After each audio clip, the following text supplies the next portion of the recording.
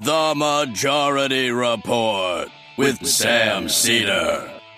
It is Tuesday, October 11th, 2016. My name is Sam Cedar. This is the four-time award-winning Majority Report. We are broadcasting live steps from the industrially ravaged Gowanus Canal in the heartland of America, downtown Brooklyn, USA.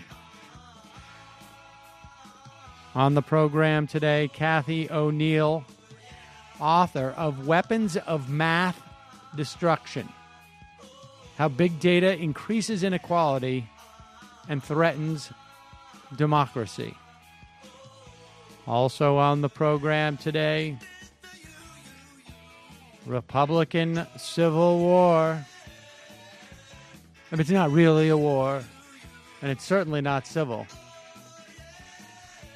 But they are caught between a rock and a hard place, ladies and gentlemen. Meanwhile, WikiLeaks releases more Clinton emails, including excerpts of speech transcripts.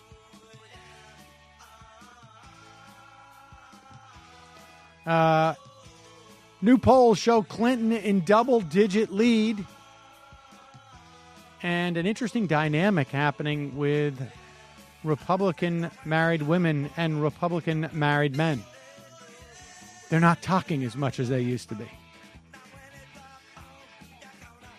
Also, the debate stunt that didn't happen. All that and more on today's program.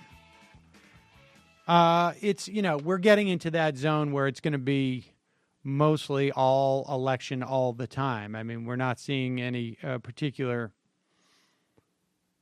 legislative activity going on right now. The Supreme Court, of course, as you know, is 4-4. There are questions about whether or not different states are doing what they're supposed to in terms of not disenfranchising voters. Ari Berman has a great piece. I interviewed him for Ring of Fire this week on how difficult Texas has made it to register voters. There are 3 million voters that is being, you've got to go through the whole piece to figure to basically suss it out. But Texas has made it virtually impossible for any organization to mount a statewide initiative to register voters. It needs to be done county by county, and there's something like 300 counties or 400 counties in Texas. And the reason why they do it, apparently Berman spoke to the Obama registration drive people, and they said, even based on, if we took what we did in Florida and did it in Texas, we could only register a quarter of the ones that we did in Florida because of the way these things are set up. There is, Rick Scott's like, that's brilliant. How can we adopt bring this this here? It's a fascinating story, but there's just not much else happening. Big stuff. Frankly, other than the election and, the WikiLeaks email releases. And in the fun half of the program today, and over the next couple of days, people should email me. I've gone through these things. And, a couple of people on Twitter have been, why aren't you talking more about this? It came out 3 or 4 days ago, and we haven't had a live show. And because we we're talked a little bit. water for Hillary. But for the most part, the emails and what has been released, and I know there's some people who are out there questioning their authenticity. I don't think there's any doubt that these are authentic. I think it's possible that people get confused because there are other people putting out fake stuff. For the most part, though, I think it's authentic. And,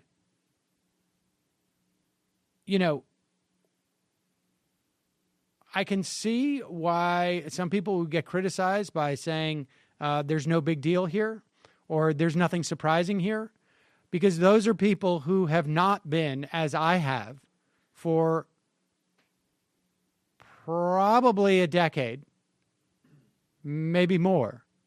Well, probably more. For as long as I've been on the radio, have basically said that, has outlined an opinion of Hillary Clinton as being someone who friendly with the banks, who is a centrist,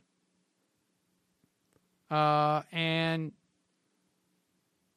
dispositionally who has not much imagination.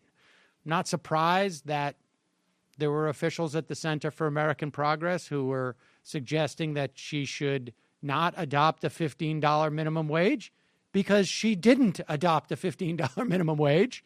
And Center for American Progress was staffed by a lot of people who left the first Clinton administration. I mean, I don't know. So people should email me or with specifics as to what it is that, we'll go over a couple of them. But the public-private thing to me is if there's anybody who thinks that we don't have politicians who discuss things in private and then come out with a public position that is, 180 degrees from, but is different, of course. But by all means, send specific emails and tell me what is there.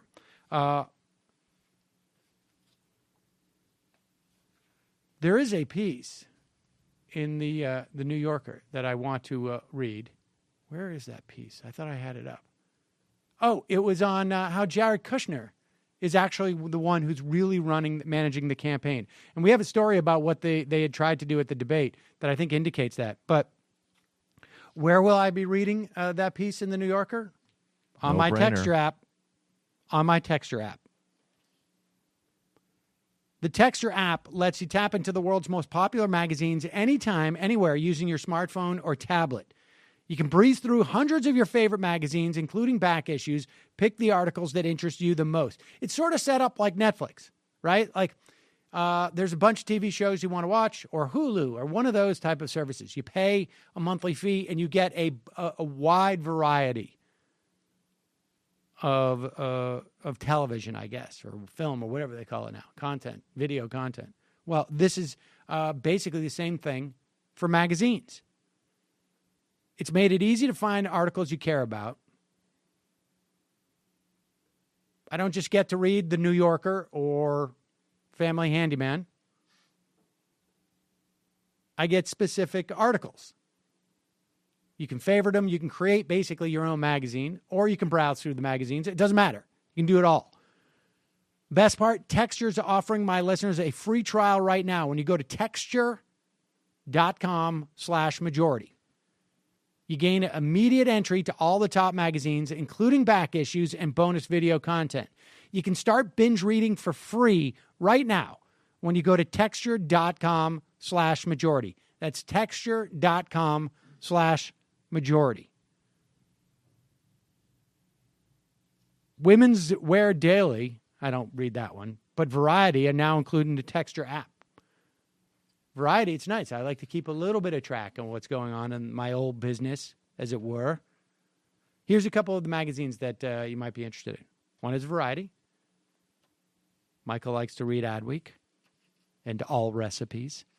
Dwell is one that I check out. That's a very cool magazine. Obviously, Consumer Reports. I do. I am sort of obsessive about it. Zero doubt that you read Consumer Reports. What else on this list that I have? I didn't see Family Handyman in this, and maybe it's not as popular as I thought it was. New York Magazine, The New Yorker, of course. Popular Mechanics I read. Check that out. Sound and Vision, Sports Illustrated you can read. There's tons. Wired, Truck Trend. I don't read that one. Today's Parent, occasionally. When I was younger, I did. Wood Magazine, all of it. So check it out, texture.com/majority. You can always go to majority.fm, support our sponsors to check out more stuff. Let's listen to Donald Trump. Can we do this? Donald Trump in Ambridge, Pennsylvania, reiterating his call. You know, it's interesting. I don't know. I haven't been watching that much news, but this part of the debate, I've spoken to a lot of people who are not like big politicos per se during the course of the year, but obviously get more interested in the election. But bar none, this was the part that they just say to me like, what the frick? This is out of control. That in the course of a debate or just period, that you would have a presidential candidate, it's not supposed to work where the president says to the attorney general, go investigate this person. That's not supposed to be the relationship between the attorney general and the president. But also that you would do it to your opponent, and that you would also say it in the context of a political campaign. But it's just this stuff, the bar, I was on Hayes last night, and I said, the bar has not been lowered. It's just been thrown out the window. So, like, people are just, there's a numbness to all this. But here he is again in Ambridge, Pennsylvania. What's that? Ambridge, Pennsylvania, where he was calling for a special prosecutor again. I don't know if this is before or after he wanted the people to look into the Hannity and Chappaquiddick, but here it is.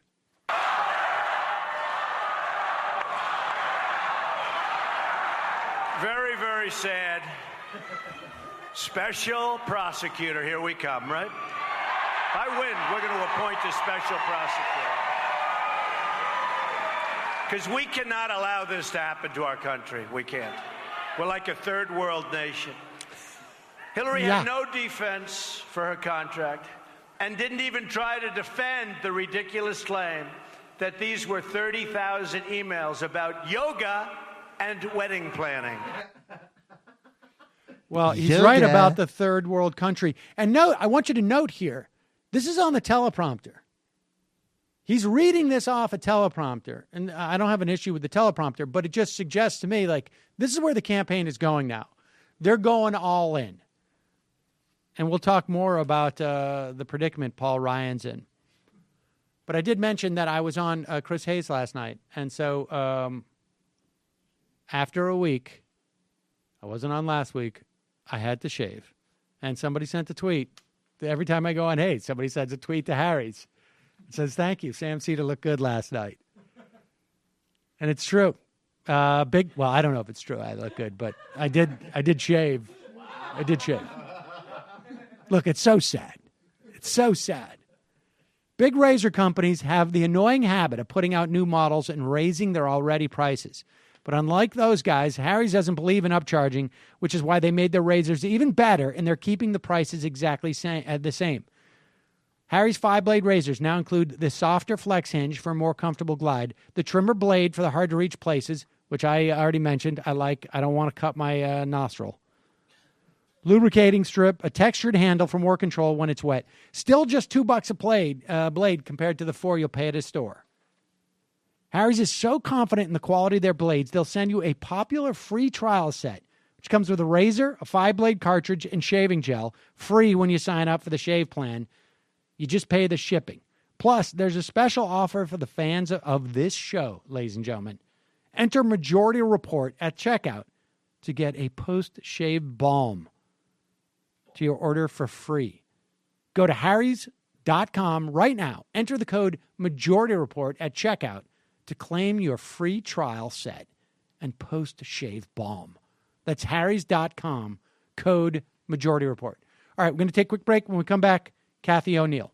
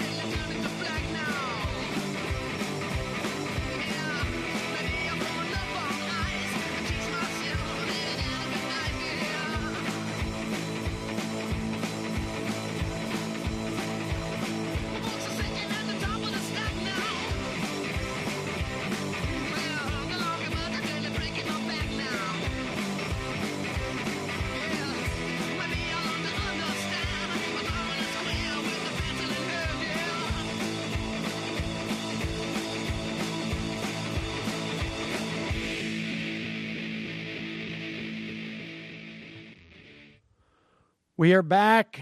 Sam Seder on the Majority Report on the phone. It is a pleasure to welcome to the program Cathy O'Neil. She's a mathematician and author of Weapons of Math Destruction, How Big Data Increases Inequality and Threatens Democracy. Welcome to the program, Cathy.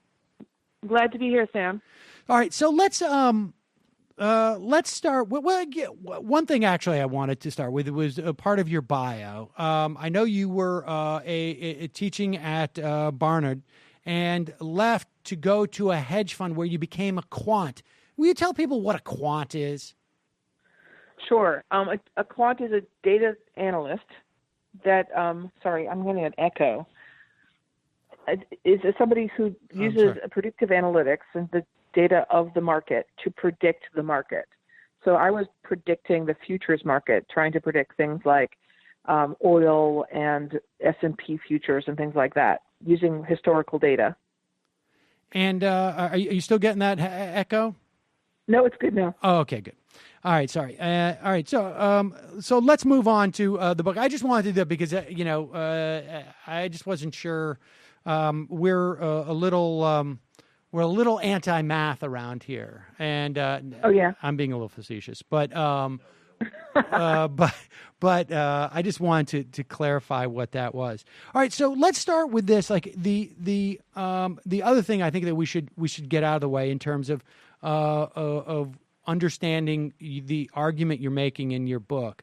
What are models as opposed to, let's say, algorithms? Well, I don't really distinguish between the two things. Models and algorithms are both things that take in data and some definition of success and then look for patterns in that historical data that match up to the definition of success. And they're usually used to predict future success. So if you're like applying it to, say, a hiring algorithm, a hiring practice, so you want to know who should we hire that will be successful in our company. Then you take a bunch of historical data of here's the people who applied, in the last 25 years, and these are the people, this is our definition of success, somebody who was in this company, who stayed for 5 years and was promoted twice, say, that could be your definition. And then you're like, well, who are the people that were successful in the past? What were their characteristics? What do they have in common? And then when you apply that algorithm to your current pool of applicants, you're like, the question will be asked by the algorithm, who among these current applicants looks like someone who was successful in the past, has attributes in common with people that were in the past successful. So that's what an algorithm essentially does, is pattern match data to some definition of success. And what is the I don't know if it's a myth, but what is the sort of the common understanding of these models? I mean, as we hear them, and they sound like they're in and of themselves, I guess, benign in some way, or just effective. Yeah, there's no agenda by the structure of the algorithm itself. The problem is that there's all sorts of ways that bias creeps in. The first obvious way is that the data itself might be biased. So in the example I just gave, where you're looking for people who are successful in your company, your company might have systematically weeded out women for promotions. And if it did, then the people who were successful in the past would never be women. And then the machine learning algorithm, which all an algorithm does is pattern match, would sort of start learning this pattern that your company established, that women are never successful. And when it's looking in the current pool of applicants for future successes, it would sort of systematically filter out the women. So there's that data itself, which can have bias, which will be propagated by an algorithm which automates that process. And then, of course, there's also the definition itself, the definition of success. The one I chose in that example, stays 5 years, gets promoted twice. It could have been anything, right? We could have chosen success to be something completely different. Now, in this case, it's a relatively reasonable definition. But if you're thinking about other examples, so for example, I think sometimes about the algorithm I use, the model I use to cook dinner for my family every night. I define success for a family meal if my children ate vegetables, but my 7-year-old would define success for a family meal if he ate a lot of Nutella because he loved Nutella. So that's an example where sort of almost the actual definition of success sort of inserts my values, inserts my agenda. I project my agenda onto this algorithm when I build it by defining success as I do. And the examples in my book, there's a definition of success in each of them, and the people who are building it are the ones who have the power over defining success, and they will often define success to maximize profit, even when it's not necessarily good for society as a whole for for that definition of success to be the one that we all optimize to.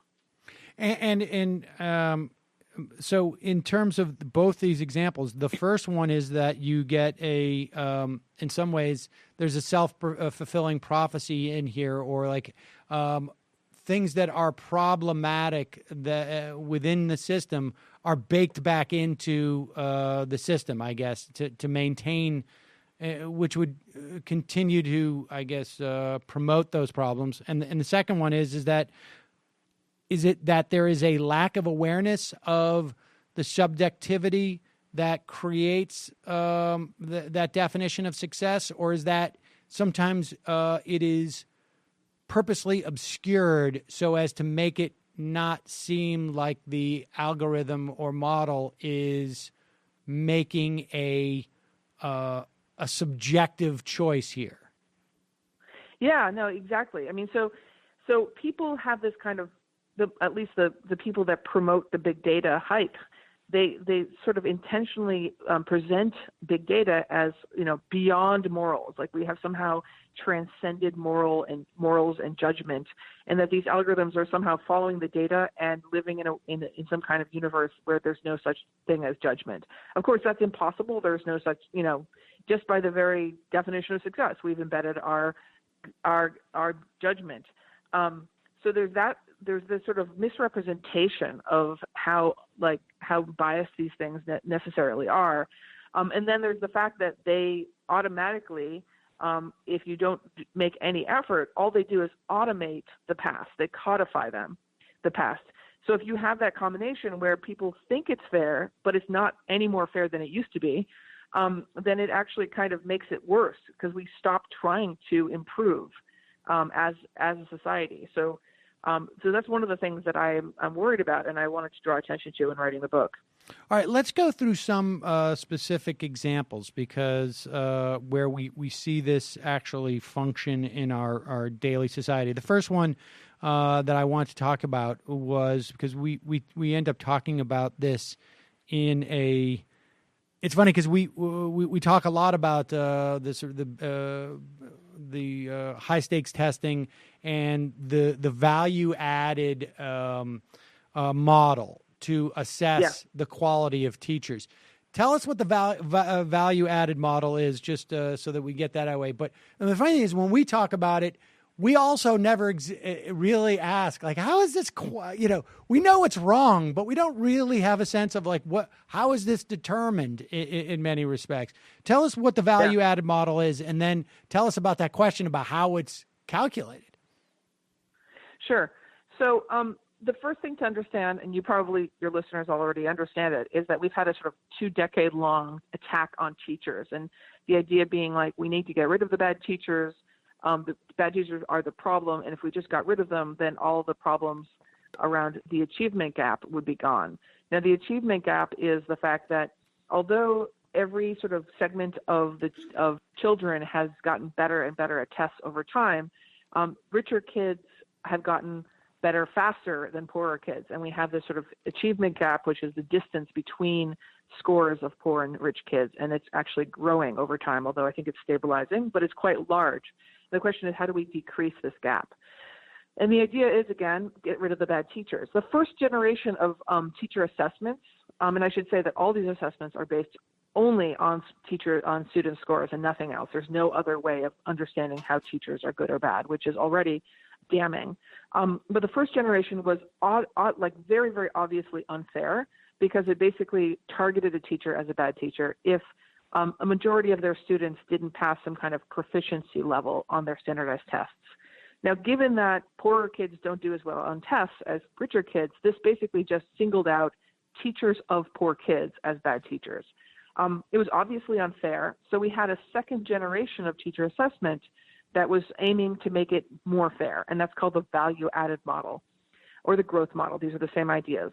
And these are, there are different versions of this, but the basic idea is we have now for each student in a given teacher's class, we have an expected score at the end of the year based on all sorts of things, but including, importantly, the score that they got the previous year, but also involving how many kids are in the class and which school they're in, et cetera. Very complicated.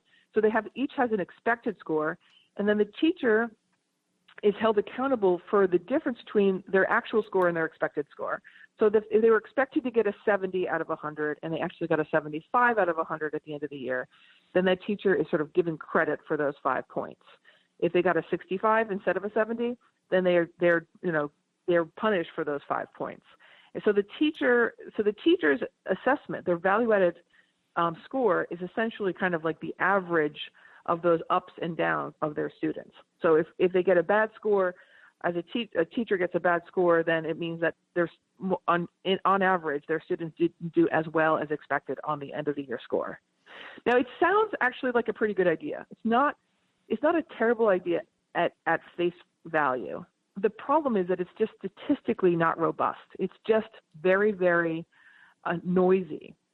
And what I found, for example, is Tim Clifford, who's a 26-year veteran of teaching in New York City middle schools. He got a 6 out of 100 one year on his value-added score, and he got a 96 the next year. And he didn't change the way he taught. So he was led to believe... That sounds like a pretty big swing, 90 points. It's a big swing. It's a 90-point swing.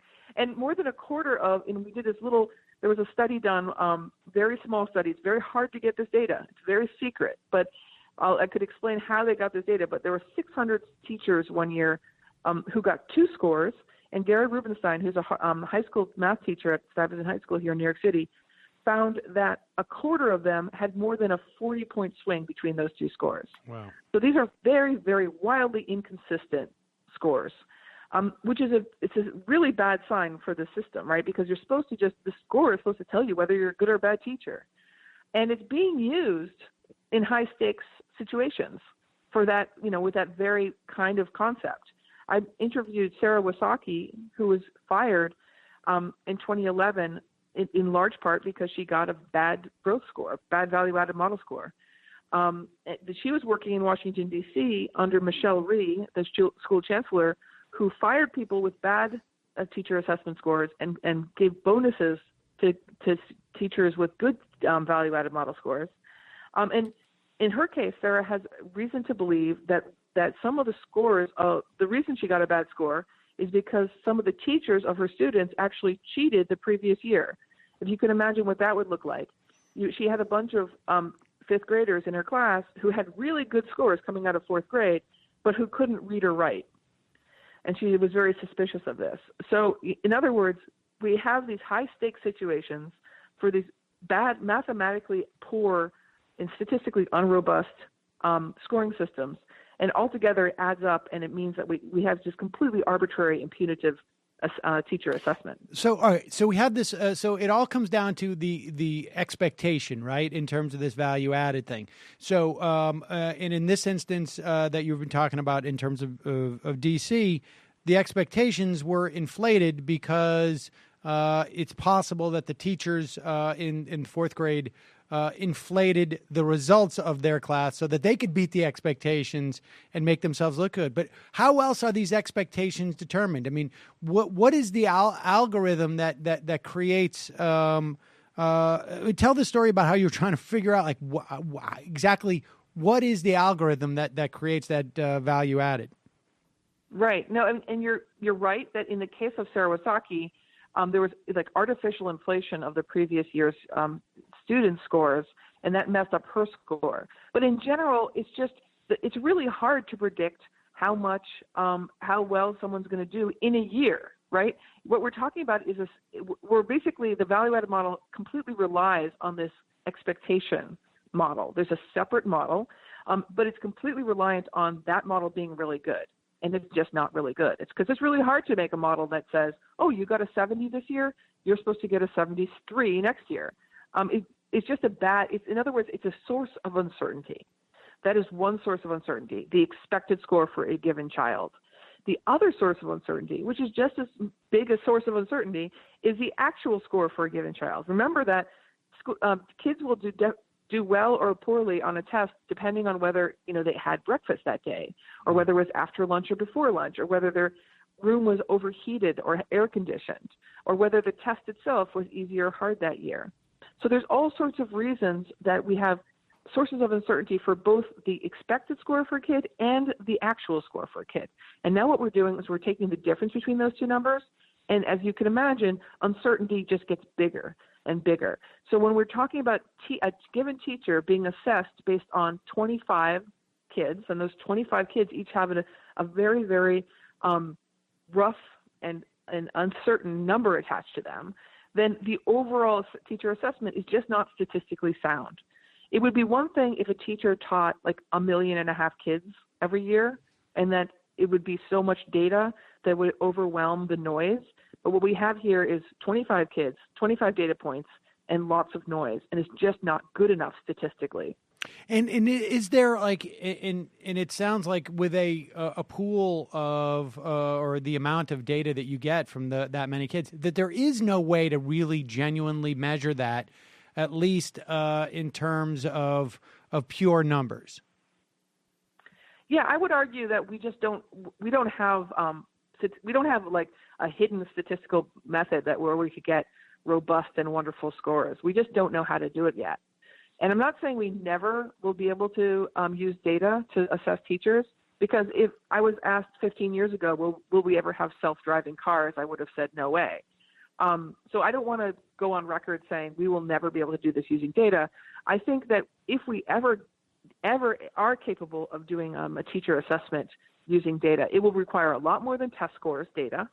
Maybe it would require sensors in the classroom to figure out whether all the kids are participating and what kind of tone of voice was being used and how the conversations went.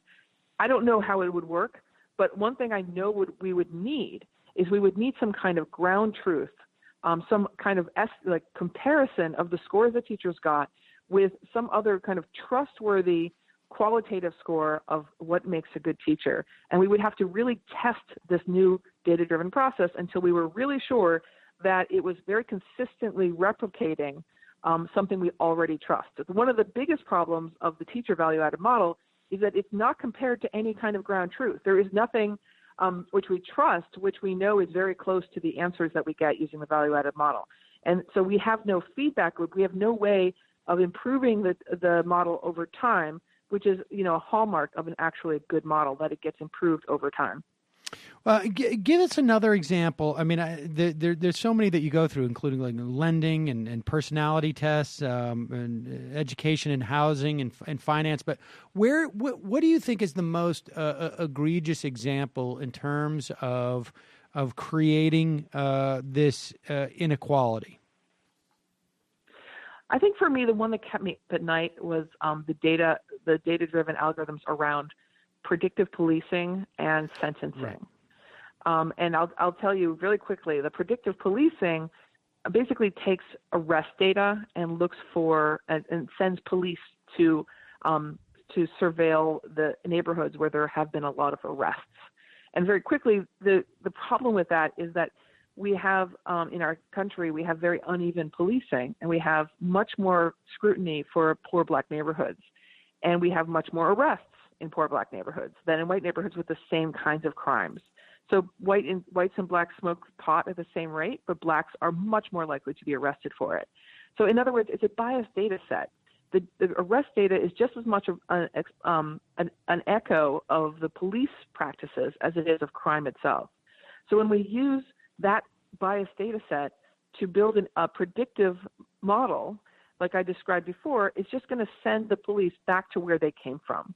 It's going to extend broken windows policing like ad nauseum. I just want to back up. I don't know that people are aware that is a policing methodology that they used. Will you just explain that part of it? That Sure.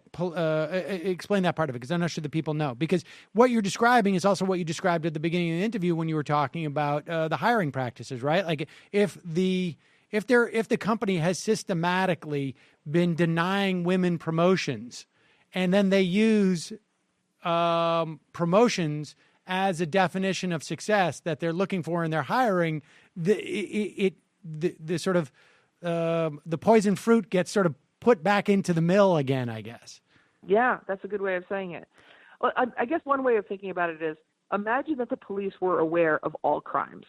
This would be crazy and creepy, but just imagine that the police were aware of all crimes, but they just decided not to arrest white people for those crimes nearly as often as black people. That would be that would give us the same kind of data set that we have.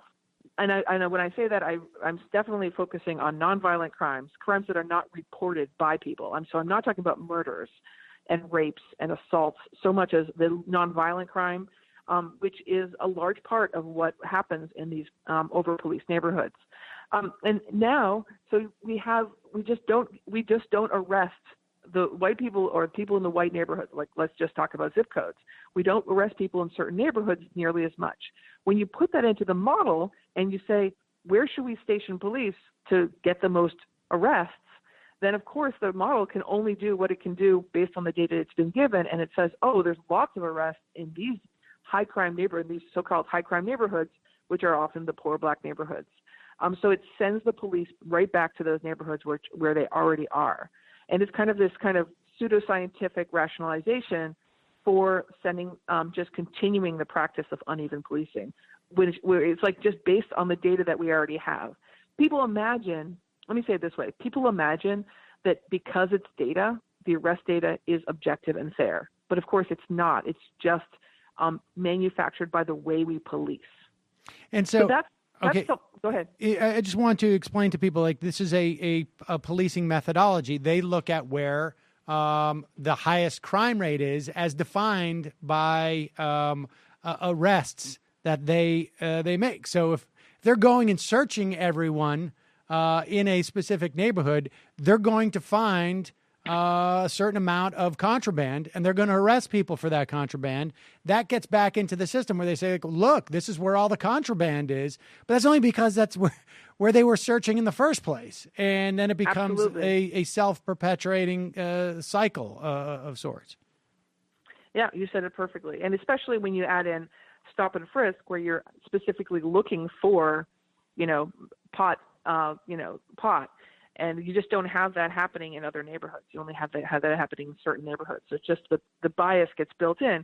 Okay, so that's something that's really troubling. It's happening in lots of cities: Los Angeles, Chicago, New York, Camden. Basically, if you think of an urban center, it's happening. But then downstream from that is something else I really worry about, which is recidivism risk algorithms, recidivism risk scores. Now, recidivism risk is the risk of a prisoner coming back to prison after leaving. 97% of prisoners eventually leave prison. So the question is whether these people are going to end up back in prison. And judges use the risk scores in order to sentence prisoners. And somebody who has high risk of recidivism actually gets sentenced to longer in prison. So the idea is you're likely to be back here, so we're going to keep you here longer. And that's already kind of troubling, because what it means is you're preemptively punishing someone for something they haven't actually done yet. But it is the way that judges are using these risk scores. I had no idea about that. I had no idea that judges were looking at some type of statistical model that suggested one person may be back versus another. And how do they determine those numbers? Well, that's the most troubling part of it, Sam. Because it is actually extremely troubling the way they come up with these scores. The first type of data they use is the arrest data, which I just talked about. So it's already quite biased, as we mentioned. So if you live in a neighborhood, in other words, if you live in a neighborhood that has a high arrest score, chances are, statistically speaking, from their perspective, you're going to be back sooner. So we're going to give you a longer time in prison. Yeah, that's right. Because you live in that place, Statistically speaking, you will have been stopped and frisked a bunch of times. And if you were ever had like a piece of like contraband on your person, then you will be in the records, and then we will send you to prison longer. But the second kind of data is just as bad as the first. The second kind of data is a questionnaire. All these recidivism risk algorithms have questionnaires, and they ask questions that are proxies for race and class. So one of the questions, believe it or not, in this questionnaire that I looked at for the LSIR, which is one of the most popular recidivism risk algorithms out there, one of the questions was, do you live in a high crime neighborhood? So it's specifically saying like your risk is going up if you live in the wrong place. And then another question was, did you get suspended in high school? And we know people who get suspended in high school much more likely to be suspended if you're a black girl or boy than if you're a white girl or boy. So that's another proxy for race. And then the final question, which is really horrifying, that was in this questionnaire was, did anyone in your family ever go to prison? This is a question which would, in open court, be ruled unconstitutional by a judge. If a lawyer said, Your Honor, please consider sentencing this person to prison for longer because their father was in prison. That's not how we do it in this country. But because the answer is embedded in this so-called scientific risk score, and the judges are given these risk scores and told they're impartial and objective, they are used in part to sentence people to prison. So are the judges not aware of how these numbers are? This guy's got a 37, gotta extend it. That's it.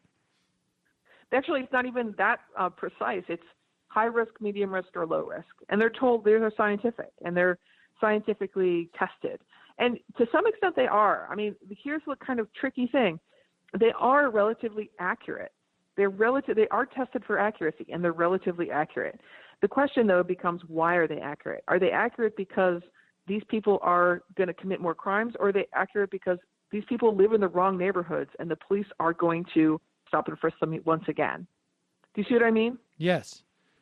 And also, I would imagine if you measure, how do you measure that accuracy once you're starting to use it, right? I mean, because if I'm in prison for another year or two on an offense or 6 months or whatever, I would imagine there's also data out there that show that for every month I'm in prison, my chances of finding employment or my chances of being able to adjust to society go down. That's absolutely crucial point, Sam. And that's one of the things that kept me up at night, was that this is actually exacerbating a cycle of prison, right? You have people who get out of prison after an extended stay because of their high risk score. They have fewer connections to their community, less wealth, like they have the felony, they can't get a job, they end up in a desperate situation and back in prison. So it, in some sense, creates its own reality. That's really disturbing. And what is shocking to me is, like, I mean, have you ever spoken to like judges about this? Like, are there judges who say like, yeah, I've always wondered what this number was, or how I got this assessment, or was it just that is part of the problem of this? It's just that we all just assume like, oh, this it's math. It's okay. The numbers don't lie. Yeah, I mean, one of the things I'm hoping to do is really get involved in the way that these algorithms are being created and the way they're being used. They're just now starting to be people who have enough data on this stuff to assess and audit these algorithms for fairness. And ProPublica recently did an audit of one of these recidivism risk algorithms called the Compass model, which is being used in Florida. And they did find evidence that they're racist. So it's just the very beginning of research into this field. And it's certainly not the last part. This is extremely important, especially because I don't know if you've been listening to this bipartisan push to end mass incarceration, which I'm not sure is going anywhere politically, but there's this weird alliance between like the Gates people and the Koch brothers and various politicians to end mass incarceration. And the idea there, in part, is to like pardon people, to get people, parole people early who have who've been in prison for too long on nonviolent crimes. But they're choosing which people should be paroled based in large part on these recidivism risk algorithms. So I mean, the problem is, like, if they really rely on biased, racist recidivism risk algorithms, the people who are actually going to be let out of prison are going to be the people that are on the richer side and that on the whiter side. And it's really quite disturbing. Give us one more example of another field where you think this is most problematic. Yeah, so I would say in the hiring algorithms, I'm not sure if you've ever talked about this, but all sorts of algorithms out there nowadays for large companies to sort of sidestep human resources, like when they want to hire people. And what they do, this is very, very widespread, especially for minimum wage workers. 60% of job applicants actually have to go through this. It's something called a personality test. And people who apply online especially will have to go through a personality test, which is usually online, before they can even get an interview. And if they fail this test, they will never get an interview. And they won't even be told. They'll just never get called back. These personality tests, we have reason to believe, are systematically filtering out people with mental health problems, which is illegal under the Americans with Disability Act. So I interviewed someone whose son, Kyle Beam, got red lighted. That's what it's called when you fail a personality test. He got red lighted from a personality test when he tried to get a job as a grocery bagger at Kroger's Grocery in Atlanta, Georgia. And he asked his son, what were the questions on this test? And he said, well, they were a lot like the questions I got as mental health assessment when I was being treated for bipolar disorder. And his father was like, that's not right.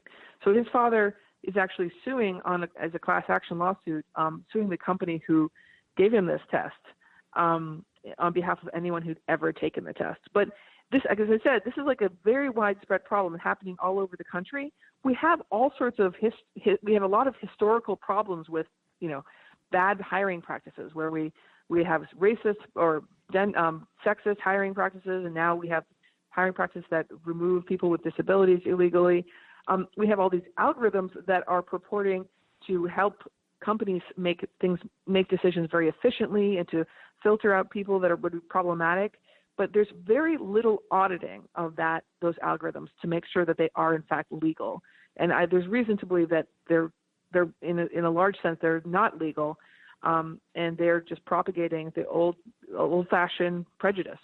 So in some ways, these tests become proxies for things like sexism, racism, or prejudice against mental health issues.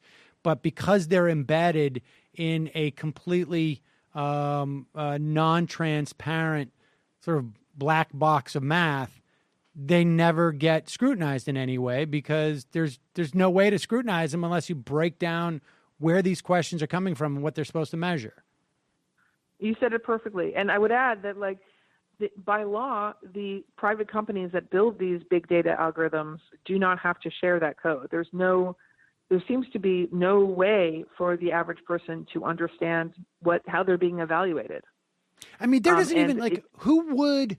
I mean, I guess maybe the Department of Justice, right, would be the only entity that would strike me as even, because this is where you would bring. I mean, if for instance, if I went into an interview and someone said, what's your religion or what's your marital status or questions that are not legal to bring up in an interview, right? Then I would go to the Attorney General. I would go to the agency that deals with these type of civil rights. But I don't have the opportunity to even flag it because I'm just being asked a question that sort of is a bank shot, like a proxy for those other questions. Right. So Roland Beam, the lawyer who's suing on behalf of all the people that took that personality test I mentioned, he's actually working with the EEOC, the can't remember the name. Right. Equal Employment Opportunity Commission. Sorry. He's working with the EEOC to try to prove that these algorithms are illegal. But the EEOC, they're not Google. They don't have a tech department, and so it's really hard for them to make this case because they're not technically qualified to. And the question is how do we get there? That's the kind of question I am grappling with now, because as a data scientist, what I actually want to do with my life is help the EEOC and things like this and other regulators when they figure out that it's time to step in. And I would imagine, like, this is a problem for the Consumer Financial Protection Bureau, too. Like, how can they determine that when this black box takes certain data about, let's say, what magazines are being read in a certain area, that ultimately that's a proxy for this is a high minority area and we're going to redline it. But yeah, absolutely. Yeah. I'm actually going to talk to the CFPB next week. They've invited me to talk to them, and I'm very excited about it. And I would argue that they would have some kind of jurisdiction in many examples in my book. Maybe, for example, the lending, right? The electronic credit score situation, where we have sort of non-regulated, totally unfair credit scores popping up all over the place and limiting or giving opportunities to some people, and to other people they don't get those opportunities. And so, yeah, it's disparate. Like, I have this kind of fantasy that in 10 years there'll be a new regulator called the Department of Algorithms.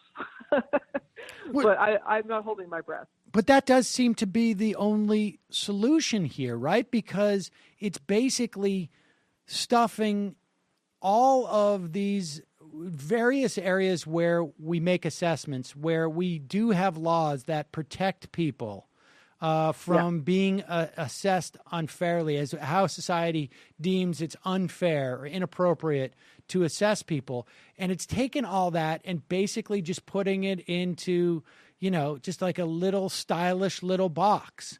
And we can't see into it. And there's not people who, I think that's the point of the book, is to sort of make people more aware of, like, hey, there's something in that box that is doing something that you're not aware of. Yeah, it's absolutely the point of the book. Thank you for saying it. Well, thank you so much for taking the time to talk to us about it. Cathy O'Neil, the book is How Big Data Increases Inequality and Threatens Democracy, Weapons of Math Destruction. Thanks so much for your time today. We'll put a link up to your book at majority.fm. Thanks so much, Cathy. Thank you for having me, Sam. Thanks so much. Had a great time. Bye-bye. All right, folks. Disgusting defenses of math today, okay? It's frankly morally repugnant. And you come back, like, we talked about the recidivism rate, the prison crisis, people not getting jobs. You think, algebra is really fun. If you like math, people should do it more. If you like math, you're pro sexism and racism. Basically, that's basically. Like, I didn't want to have to put it so bluntly, but frankly, it's all there. I was really hoping that we could hold off on the math, the anti-math jihad until after the election, because I feel like there's so many things that are tearing us apart now. But there it is. It gets earlier and earlier every year. Yep. Campaigning against math starting. The war on math. The war on math has already started. We'll put a link up to Cathy's book. She has a very interesting history. We didn't get into it that much, but like I say, she was teaching at Barnard, was on tenure track, left that because she didn't like what she saw in academics, became a hedge funder, left that because she didn't like it. She was at Occupy Wall Street, basically talking about the stuff. She also has I think her site is still up. Her blog is mathbabe.org. Yeah, that's her site. So people should check that out. She is very, very smart, very helpful person for all this stuff. And it's a little bit scary when Terrifying. you realize how many of these things dictate society's opportunities, and how it's in fact, I saw another piece that wanted to talk to her about, but we didn't have the time, about how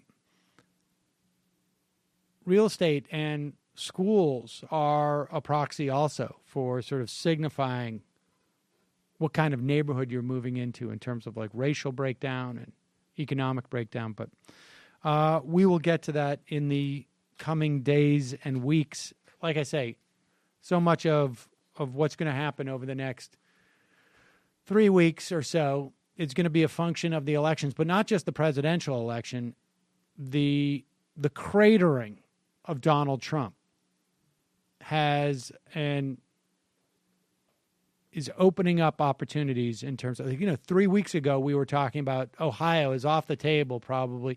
Now, it's very good reason to believe that Ohio is off the table in terms of the Senate, but not in terms of the presidential campaign. But but Pennsylvania now, to me, looks like he's in trouble. It is a war between the weak-willed, fake Republicans who will not fight and those who stand with Donald Trump and persecuting Hillary Clinton, who is the greatest criminal mastermind in the history of the world. What we saw like on Sunday or Monday was what we were joking about.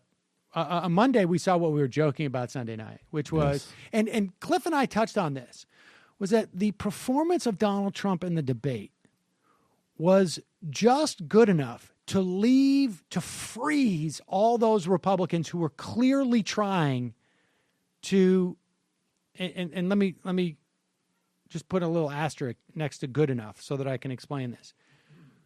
You had on Friday and Saturday at least a dozen, maybe 18 senators who had basically backed off Trump. Guys like John McCain, I can't support him, or Jason Chaffetz, in the House, like I can't.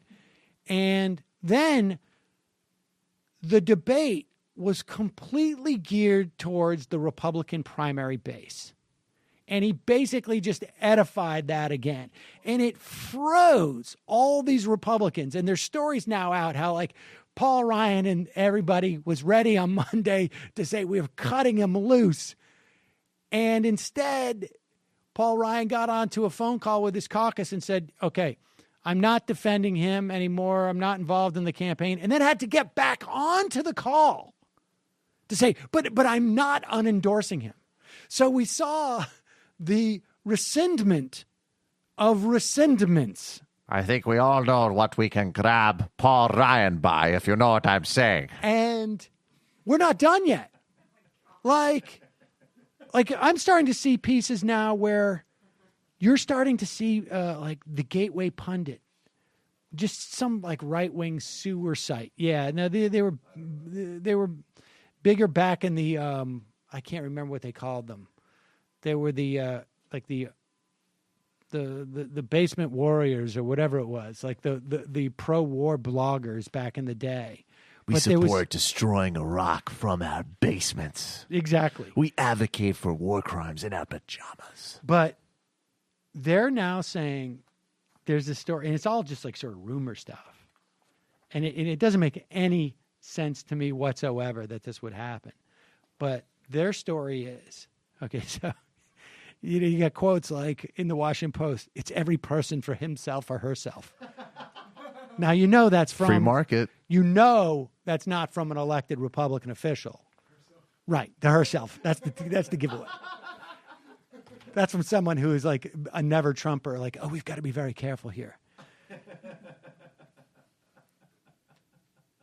Es alguna persona por... Plata or polvo. They're just trying to...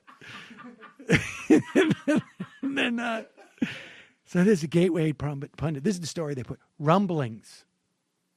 Top Paul Ryan advisor leaked the Trump sex talk tape to Washington Post. Now, of course, it's like, why would Paul Ryan, like, what can I do to make this as difficult as possible for me? I know. Let's leak this tape so that I get my conservative. I mean, Patron, I have not retracted my endorsement. Okay, but you're not going to campaign for me? But you still endorse me. I must be really stupid to not understand what you're trying to say there, Paul. I must be some sort of moron, right? I mean, that's what you're saying. Patron. Robert Costa, who does all the reporting with the Republican Party. The Post guy, right? Yeah, he came from the sort of right-wing media and sort of, and my guess is usually what happens with these guys is that, like, you got to give him like another like 3 or 4 years, and he'll be a diarist at Daily Kos. Like once they start drifting away from the right, giving him a nice career trajectory. Well, there. no, I mean, From putting the aside Post. the career aspect of it, I guess. But I'm just saying in terms of like politics, like when they start to like Right. get some distance, like, oh my God, these people I've been hanging out with, they're insane, But he tweeted, in calls this morning, many Republicans privately want to defect from Trump, but they say the debate gave them pause since he roused their base. He won the Republican primary again. Exactly. Meanwhile, Trump, and he wrote this yesterday, tweeted, Trump circle gloating, privately mocking elected Republicans who are agonizing. One laughed and said, we don't care. And then this is funny from like the New York Times, Jonathan Martin. News, at Speaker Ryan just came back on call to clarify to angry members he is not unendorsing Trump. It is just so fantastic. And I will say this, that I think we're days away. Ryan still is putting out stories like still reserving the right to unendorse Trump. And maybe I went a little overboard, but I was just so excited about this tweet that I had in June based upon my neighbor. Did I talk about this already? Yes. Okay. But, So I sent that out. Yeah. I'm just, there's so few things that where I can really gloat about. Like, Patron, Paul Ryan was seen in Cali. Exactly. He was talking with the Ochoa brothers. So, See? What's that? More meatloaf. so he's out there now. I mean, he's on full, Where's like, Tiffany? I want to scorched earth. Totally scorched earth policy now. First, my daughter won't kiss me in the mouth. Now, I will say, in terms of that video, I don't know if we have that video, do we? Where he tried to kiss Tiffany and she did like that big head. But somebody else pointed out like he was trying to shake hands and she thought she was going in for a kiss. And then she saw that he was trying to shake somebody. I don't know. I would never kiss Tiffany. She's a 7 at best. Ivanka, I mean, give me a break. She's a total piece of ass. All right. So look, the number is 646-257-3920. I want people to call in and talk to me and point out if you're one of those people who, like honestly, my reaction to these speech excerpts were, I mean, I guess some people say that she would release them earlier. I'm not surprised she didn't release them earlier because there were a lot of like defenders of Clinton who were saying the policy set between Bernie Sanders and their disposition is so similar, and I just don't think that's the case. I don't know how different it is, frankly, from Obama, but maybe in some areas, but overall, not so much.